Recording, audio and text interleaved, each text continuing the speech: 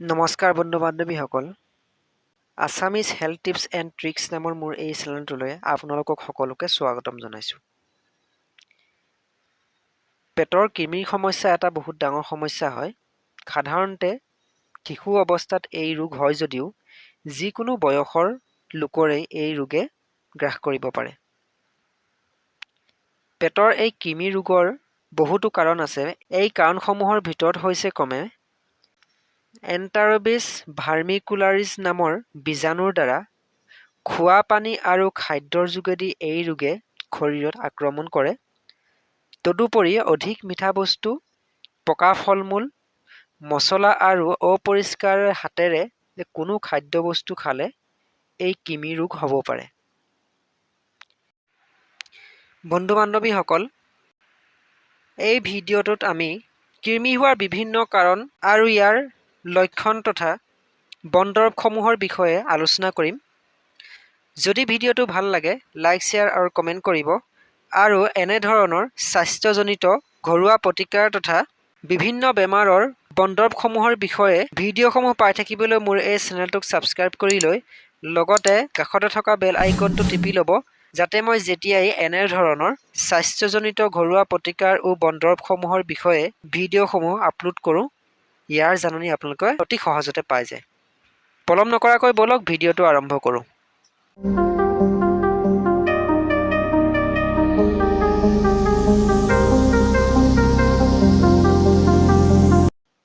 কৃমি হোৱাৰ লক্ষণসমূহ হ'ল ক্ৰমে ৰোগীজনে টোপনিত দাঁত কৰচি থাকে, নাক খজুৱায়, শৌচডাল পিৰপিৰায়, শৌচ কঠিন হয়, টোপনি কমি যায়, টোপনিত প্ৰস্ৰাৱ হয়, মিঠা বস্তু খাবলৈ খুব ইচ্ছা হয়, আঙুলিৰ গাঁঠি বিষ হয় আৰু গাঁঠিসমূহ উখহি যায়, জিভাৰ পানী ওলাই থাকে আৰু ব্যক্তিজন ৰক্তহীনতাত ভোগে ইত্যাদি লক্ষণসমূহ হ'ব পাৰে।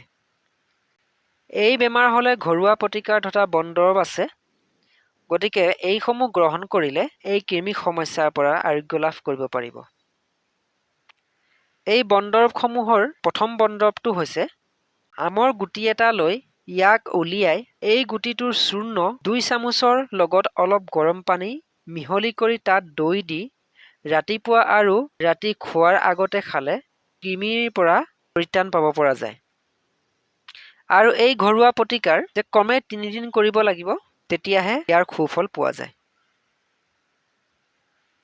এই সমস্যাৰ 2 নম্বৰ ঘৰুৱা প্ৰতিকাৰটো হৈছে 8-10টা মান অমিতাৰ গুটি খুন্দি অলপ পানীত মিহলি কৰি একেৰাহে 15 দিনমান খালে কৃমি নাইকিয়া হৈ যায়। এই সমস্যাৰ 3 নম্বৰ ঘৰুৱা প্ৰতিকাৰটো হৈছে নেমুৰ গুটি 5টা খুন্দি পানীৰ লগত মিহলি কৰি ইয়াক যদি খালী পেটত খোৱা হয় এই কৃমি সমস্যাৰ পৰা আৰোগ্য লাভ কৰিব পৰা যায়। এই ঘৰুৱা প্ৰতিকাৰ ক্ৰমে 4 দিনমান গ্ৰহণ কৰিব লাগিব। কৃমি সমস্যাৰ 4 নম্বৰ ঘৰুৱা প্ৰতিকাৰটো হৈছে মাটি কঁঠালৰ কুঁহি পাত পিহি তাৰ ৰস 15 গ্ৰাম ৰাতিপুৱা খুদা পেটত 3 দিন খাব লাগিব। এনেকৈ যদি 3 দিন খোৱা হয় তেন্তে এই কৃমি সমস্যাৰ পৰা আৰোগ্য লাভ কৰিব পাৰিব।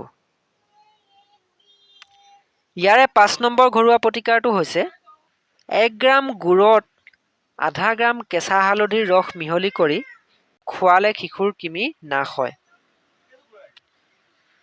বন্ধু বান্ধৱীসকল, এয়াই আছিল আজিৰ কৃমি সমস্যাৰ ঘৰুৱা প্ৰতিকাৰ তথা বনদৰৱ। যদি ভিডিঅ'টো ভাল লাগিল লাইক, শ্বেয়াৰ আৰু কমেণ্ট কৰিব আৰু এনেধৰণৰ ঘৰুৱা প্ৰতিকাৰ বনদৰৱসমূহৰ ভিডিঅ'সমূহ পাই থাকিবলৈ মোৰ এই চেনেলটোক ছাবস্ক্ৰাইব কৰি লৈ লগতে কাষতে থকা বেল আইকনটো টিপি ল'ব, যাতে মই যেতিয়াই এনেধৰণৰ ভিডিঅ'সমূহ আপলোড কৰোঁ ইয়াৰ জাননী অতি সহজতে পাই যায়।